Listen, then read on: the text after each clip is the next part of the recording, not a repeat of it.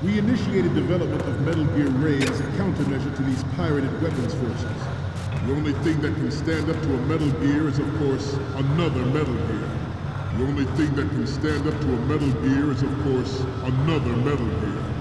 The only thing that can stand up to a Metal Gear is, of course, another Metal Gear.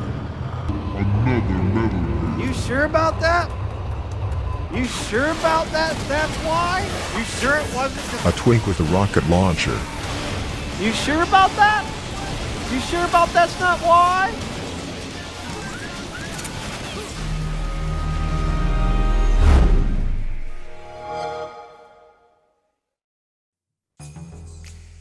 Sometimes I regret playing Metal Gear Solid 2. I know that one day I'm going to be in the hospital holding my firstborn child, looking down into the eyes that I helped create, and I'm going to think to myself, yeah, it just isn't as cool as Metal Gear Solid 2. But once a year, I take time out of my very busy schedule to do a playthrough of this game, and I feel like I always find something new. Something like shooting the guards' walkie-talkies so they can't call for backup, or Snake's breath fogging up my screen if I stand too close to him, or getting Rose to break up with you because you kill too many seagulls. I don't believe this. I had no idea you were that kind of a monster. This game is just an absurd masterpiece, but despite my many, many, many hours spent in this game, there's still one thing I haven't done, and that's earn the codename of Big Boss. For those of you who don't know what this means, at the end of every Metal Gear Solid game, you get a codename based on how well you perform. Things like how many kills you got, how many items you used, how many times you were spotted. I'm trying to sneak around, but I'm dummy thick, and the clap of my ass cheeks keeps alerting the guards. All factor into your codename, of which Big Boss is the hardest to get. And now with the re-release of Metal Gear Solid 2 in the Master Collection Volume 1,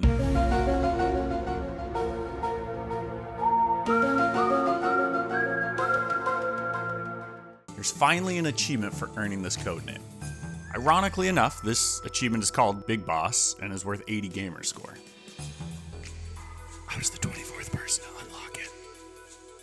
And if you guys haven't seen my video on earning the Big Boss codename in Metal Gear Solid 1, these videos serve as part guide, part love letter. I'm not here to give you the Wikipedia page on Metal Gear Solid 2, so I'm not going to go into too much detail about the story. Likewise, this isn't a comprehensive, detailed how-to guide. I'm not going to hold your hand, I'm not going to come over, beat the game for you, but I will point out some parts that I had the most difficulty with, and I will teach you how to overcome these trials and turbulations. Help me! Now, we've come a long way since Shadow Moses, and the Metal Gears have never been higher. In order to get the Big Boss codename in Metal Gear Solid 2, we have to beat the game on Extreme with no radar, no special items, no rations, can't kill anyone, can't use any continues if we die, can't be spotted outside of the 3 times you get spotted. We can only take 500 damage, I will explain this later. We have to use less than 700 rounds of ammo, we have to beat the game in under 3 hours, and we only get 8 saves. Now all this might sound hard, and that's because it is. It's just not fair. Bitty, bitty, bitty, bum. Before we even attempt to get this achievement, there's 2 things I need you to do.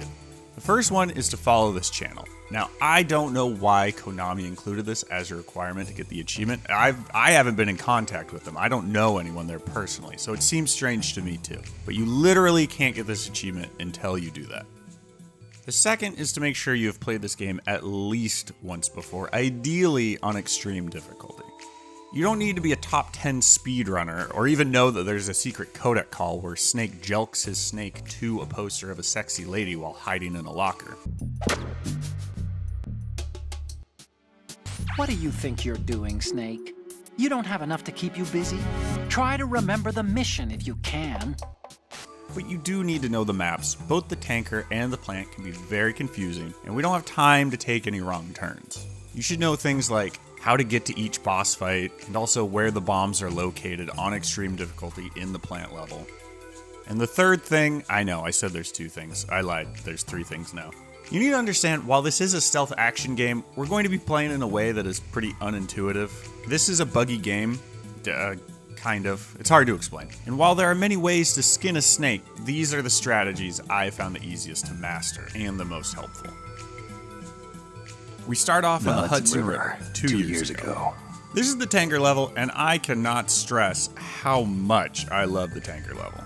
I've spent the better part of my childhood running around this boat, and I recommend you dedicate a few hours of your own time learning the layout of this place. Because if you struggle here, we are in for a rough time. You need to make your way to the helm of the ship to fight Olga. Now, there are some complicated Olga strategies, but I found the easiest one is to take a knee over in this corner and wait for her to loop around so you can shoot her. Now, you will have to move when she throws a grenade, but she very consistently does a little bit of a loop over here, and you can do a lot of damage while she runs in between cover looking for you. Then you make your way to the guard rush room. Now, mechanically speaking, I don't really have any tips for you. This fight is all about how well you can aim. Stay in cover and go for as many headshots as you can. Now, that being said, there are a few things I'd like to point out. There's something called active reload in this game, which is just a quick way to reload your gun. When you have it equipped, just press equip, unequip, and it will magically reload itself. You won't have the thrill of reloading in the middle of combat, but it is very fast. I love to reload during a battle. There's nothing like the feeling of slamming a long silver bullet into a well-greased chamber. Also, you're going to take damage during this fight, and that's okay. If your health bar drops down into the yellow, you're bleeding, and you can stay crouched and your health bar will slowly fill back up and you'll stop bleeding. It'll only fill up to a little bit so you're back in the green, but you can use this at any point in the game. Finally, in the tanker, what you want to do is turn this projector on, and then you can quickly hold up these 4 guards, and if you're fast enough, you can make it through this door where we are in the room with Metal Gear. You gotta take some pictures of them. You can take this one twice, and it counts as 2 different photos. I'm not really sure why. Then your arch nemesis and quarter brother, Liquid Ocelot, who is not a cat, but is made up of about 70% water. Hello, how are you? I am under the water. Please help me. Will show up and steal Metal Gear. Also, remember this guy, Scott Dolph? I have more to say about him later. Liquid is going to blame the whole debacle on Snake, and thus ends the tanker level. Now we will take control of everyone's favorite femboy, Raiden. Skip all these cutscenes, and once you're back in control, we will use our first save, and ideally we should be at about the 15-20 minute mark here. Now we're going to use a pretty advanced technique, but the good news is we really only need to use it this one time in this room. So there's 3 guards knocked out here, and we want to stand right on top of this guard as he wakes up. We're going to go into first person mode, and we're going to use the melee button one time while looking at his dick. This is a one-hit knockout move, just like in real life. Grab his dick and twist it! Then we're going to stand over here until the guard thinks he sees something. We're going to run to these middle boxes, wait, tap on the wall so the 3rd guard comes to investigate. Then we're going to leave, judo throw this 2nd guard, and run to the elevator, which has hopefully just arrived. This is going to take a few tries, but that's okay, because we just saved, and while you can't use a continue in your final save, I recommend that if you die or you're spotted, just use a continue. Remember that you can't continue from this save, and when you're ready, just reload your previous save. Take the elevator up and head to Strut B Transformer Room where we meet Vamp. Don't worry, we're not going to see a lot of this guy, you don't need to remember him. Then your AI girlfriend is going to ask you if you'd like to save. Good rule of thumb is if someone asks you to save, don't save. I'm not an AI, and I will tell you when to save. And then in Strut C Dining Hall, we'll learn how to defuse bombs. Once you've defused all these bombs, you'll hear about a mega bomb down back in the submarine room where we started the game. Head back down there, and we will fight Fortune. This isn't really a boss fight. You just equip your box and run back and forth in the back of the room, and that's actually it. Vamp will come down the elevator and we'll get shot, and we will definitely never see him again. Speaking of Fortune and Vamp, do you remember this guy from the beginning of the game, Scott Dolph? He is Fortune's dad, which is fine. And canonically, this is true. Scott and Vamp are banging, which is fine. But in the game, Fortune and Vamp are very close, and one of the codex calls says, and I quote, "They are close, but not exactly lovers."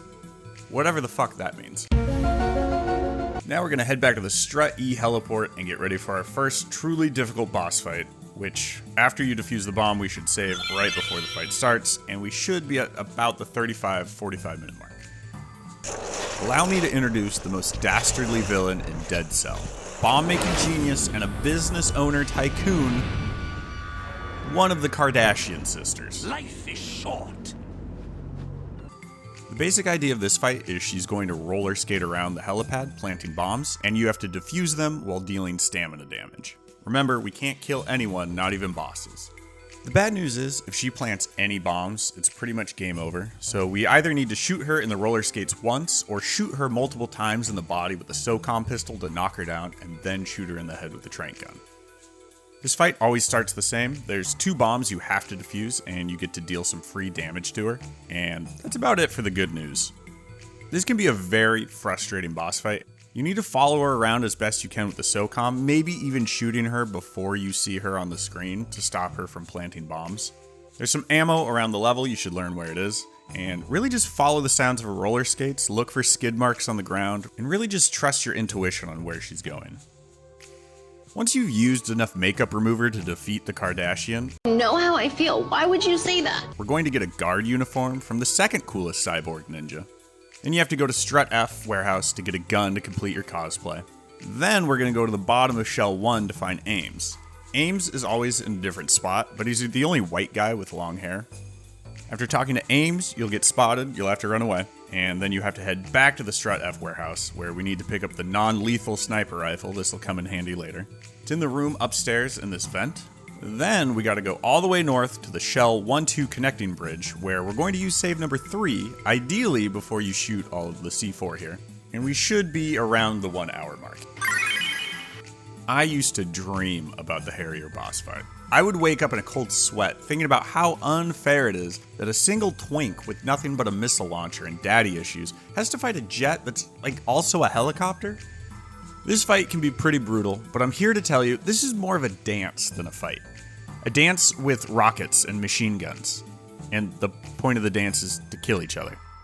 I feel like my metaphor's breaking down a little bit, but hear me out. The Harrier will almost always do the same thing in the same order.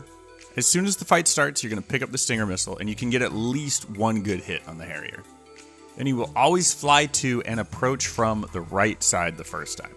Shoot him, and then hide behind this thing. We're going to call this thing the knob. Now he's just going to fly around the map, which you can shoot him easily enough. And then when he screams and fires his missiles, we're going to flip down to the second level of this platform and wait for them all to explode. Now head back upstairs, and we need to see if he's flying in from the left or the right side. Now we can hit him twice with the Stinger missile before we hide behind the knob again. Now, the camera angle is going to change, and he's going to enter like this hover mode while shooting missiles at him. A couple different ways to deal with this, but I found the best way is to crouch exactly here. This spot can be a little hard to find. Men, you know what I'm talking about. But you will be safe from every missile if you find it. When he's done, he'll hover there for a second, which you can get a ton of free damage in. He'll then take off again. We need to look left or right, then hide behind the knob. Then the final step of this choreography is the chain gun attack. Head back downstairs and hide behind these boxes, AC units, I don't know what they are. Now, I've never been able to dodge every bullet, but now that I think about it and I'm watching all this, I think you just hide in your cardboard box and then walk around the outside while he moves so you don't get hit. He should be very close to death, and the loop starts all over from here, but ideally he should be 1 or 2 rockets away from death. Alright, this is taking a little bit longer than I expected, so we're going to speed things up a little bit. Equip your BDUs here because they increase your camouflage and the guards won't be able to see you as easily. We're going to crawl across this floor, quickly equipping and unequipping a grenade because it makes you crawl a little bit faster. Then you're going to let this guy pee on you. Trust me, it's important for later. I don't have time to explain. Right, my sympathies. Then you'll make your way to the flooded basement where we need to find the Nikita missile launcher. Make sure you mash Y and B here so you swim faster and use less oxygen. I don't know what those buttons are on the PlayStation, like trapezoid and 7. Don't blow up the president. Make sure he touches your dick. Again, I don't have time to explain. What are you? What the? You're a man? Go back into the water and save before this door. Here, we should be looking at about an hour 30, hour 45. And by now, you've probably seen this screen a few times, which is fine. But there's actually some stats here. You can check your progress to see if you're on track to get the Big Boss codename. Prudence is the number of times you've saved. Amos Ed is the total number of bullets you fired. Alerts is, well, how many alerts you have. This needs to be less than 3. Nuet, which is how many kills you have. This needs to be 0. And finally, damage amount. You need to take less than 500 damage in this run, which after doing some digging, it's about 10 health bars, which should not be a problem. You should be totally fine. Vamp actually has a couple different strategies on how to beat him, but with a little bit of practice, I think this is probably the fastest. When the fight starts, go ahead and shoot Vamp in the head with a tranq gun, and then perform a melee combo so Raiden inches himself to the edge, but then catches himself, so he's doing a ledge hang. The sight of Raiden doing some greased up pull-ups in the middle of a fight is too much for Vamp to resist, and he just has to come in for a closer look. But much like the helpless gazelle wandering down to the watering hole, it's too late and the trap has been set. When Vamp takes a swing at you, climb up and walk behind him, and then hit him with a 2-hit combo. Do not do a full combo. And then he'll turn around, try the exact same knife attack, and all you have to do is walk behind him and hit him again, and the loop starts all over. And you can do this for the entire fight. If you mess up, just hang off the ledge again, and it will start all over. The knife does have a pretty large arc and might take a little bit of practice to get the hang of, but you can beat Vamp very easily, and when you do, we will never have to worry about him again. After this fight, but before you get Emma, we need to pick up the body armor, which is down this hallway and to the left. This is super important. I actually don't know if you can get this achievement without this body armor. Grab Emma and swim all the way back, get her past the bugs and down into the sniping section. This part is pretty boring, but I want to point out just real quick, if you actually do a little bit of digging during this section and listen to all the codec calls, and I swear to God, all of this is in the game, you find out why Emma is afraid of water. And that's because as a kid, she almost drowned and no one was there to save her because her mother and her stepbrother Otacon were too busy fucking upstairs. That's right, Otaku Otacon was fucking his stepmother while his stepsister was drowning. Then later, his dad finds out about it and drowns himself in that same pool.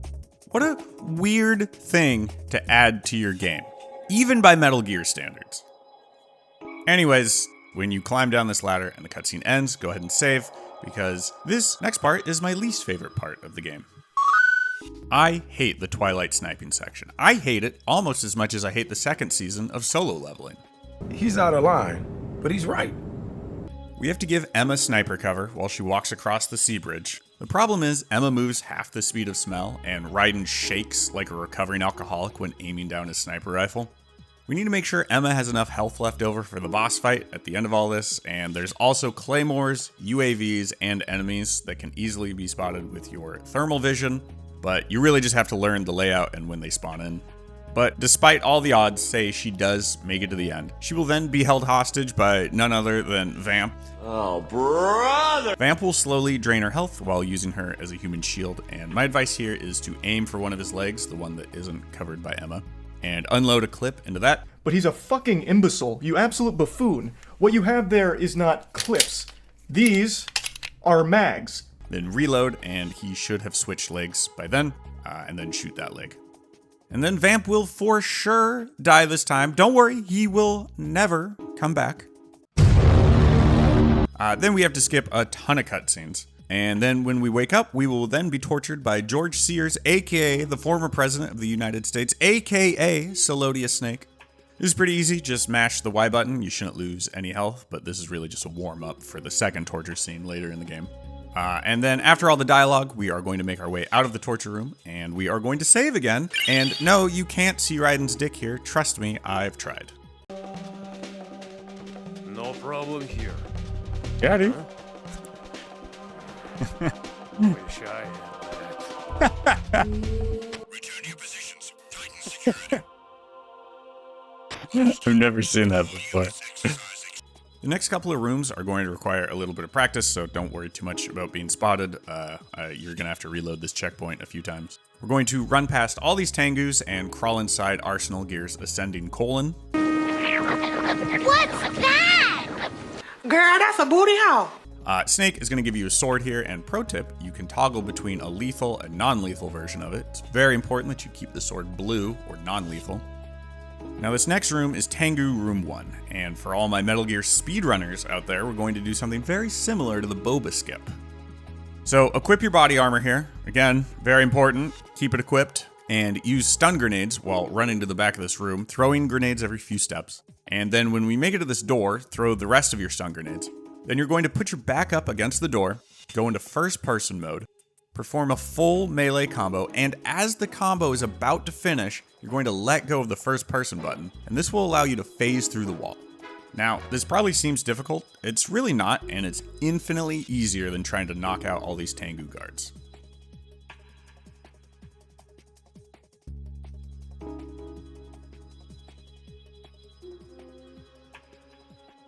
Next is Tengu Room 2. There's a couple different ways to do this. I really just like running around the room in a big circle, swinging my sword, while Snake does most of the heavy lifting. He will kill everyone, and it doesn't count as you killing anyone.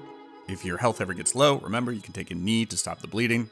And after this room, Solodius will tell you his mastermind bad guy plan, and when he's done talking, we can use our 7th save, and we should be at about the 2-hour mark here. So this is another very difficult part of the game, and I have some mixed feelings about this boss fight. We're going to be fighting about 20 Metal Gear Rays using our Stinger missile here, and this fight is a real grind. 20 is a lot of Metal Gear Rays, and yes, I know it's not actually 20, and I know they all pull from a big health pool, but it's about 20. There will always be 3 Rays walking around either the outside of the platform or 1 Ray on the platform. The key is keeping your distance from all of them. They have a stomp attack, which ideally you should never see.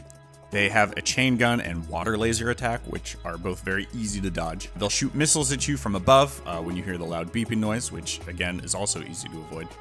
But then they also have these knee missile attacks, which are the hardest to dodge, but I found that if you cartwheel into them at the last second, that's kind of the best strategy. Then you need to shoot the Ray in the knee. This will cause him to open his mouth, and then you shoot another missile into his open mouth. This fight can be overwhelming, and I would imagine you might have to practice this one the most, but hey. And let that be a lesson for anyone out there that struggles with something early. We're not defined by the results. It's the process. If you did the best you could to be the best you could be, you were successful, regardless of results. And just like a dandelion can break through cement, how does it happen? Just a little bit of pressure every day. After the Ray fight, you'll be prompted to save. Again, don't do it. Instead, we're going to be choked out by Solodius again, and this time there is no safe word. Start mashing the Y button and turn your head to the left to look at Snake. This will make you lose a little bit less health, and trust me, my best friend told me this when I was 10, and if that isn't a good enough source for you, I don't know what to tell you. Then, after skipping all the cutscenes and all the codec calls, we are going to use our final save before the final boss fight. This is actually a pretty easy boss fight. Solodius has 2 phases, and in the first phase, we're just going to run up to him and hit him 3 or maybe just 2 times, but never doing a full combo. And then after that, he will either kick you or do his sword combo, which it doesn't matter which one he does because you just block through it and then you repeat the process, hitting him without knocking him down. If he does run away, he'll fire missiles at you, which you can easily avoid by just running at him and cartwheeling into him. Then, in his second phase, he's going to shed his Doc Ock arms and zip around the map. What you want to do is get a little bit of distance from him and go into first person mode and hold the block button. And this will bait out the same attack every single time. Then after he dashes into you, let go of first person mode and he will either follow up with a combo, which you can block, or he'll just stand there like a dork. Either way, do a full sword combo to knock him down and then run away and go back into first person mode while holding block, and the cycle starts all over again. And that's it. George is dead, which is good because now the final boss fight starts. We have to fight Vamp one last time. Yet again, our paths cross. I'm just kidding, but we do have to sit through the longest boss fight, which is the credits. And I'm fine with unskippable credits. I think all these people worked super hard and they deserve their 15 seconds of fame. But could we maybe get our codename before the credits start? I have no doubt that after the credits are done, you will get the Big Boss achievement, and I look forward to being mentioned in your acceptance speech. The achievement! Woo! Feels good. Oh, and another pacifist run. Oh, wait, we're not done. Clear the game without killing anyone. What's that? Oh, you want another one? You want one more achievement? Sure, why not? Let's make it 3. Complete stealth. Clear the game without entering alert mode. Not included in events of something. Dude, it's too easy. It's too easy. You want the hardest achievement in the game? Sure, why not? Hey, have 2 more for free. Just for watching. Now, you don't have to be the world's most handsome streamer to get this achievement. I mean, it would help, but even 4s can be big bosses. Sorry, 3s. I would imagine a lot of you watching this video fall into the same category as I did. You love Metal Gear games, but you haven't worked up the courage to tackle the Big Boss codename. Having finally transcended, I can tell you that it is worth it. Colors are more vivid, smells more fragrant, my skin's clearer, I make more money at work, and everyone respects me more, and I think it's because of this achievement. Is it hard? Of course. Is it worth it? Not a doubt in my mind.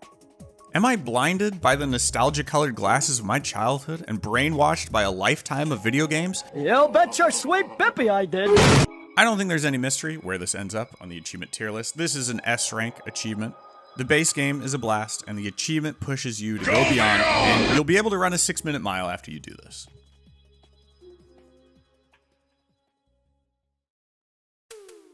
Alright, enough all that. It's time to decide who the Metal Gear Solid 2 waifu is. I think we can safely eliminate Rose from this discussion, and I don't really think I need to explain myself. Emma has a cute gamer girl thing going on, but she also gives major Reddit mod vibes, so sorry Emma. Now while Fortune is a goth mommy, she's got some serious daddy and best friend issues to work through, so I think the clear winner is Olga. She's strong, a free spirit, enterprising, plus I love the kind of woman who can kick my ass.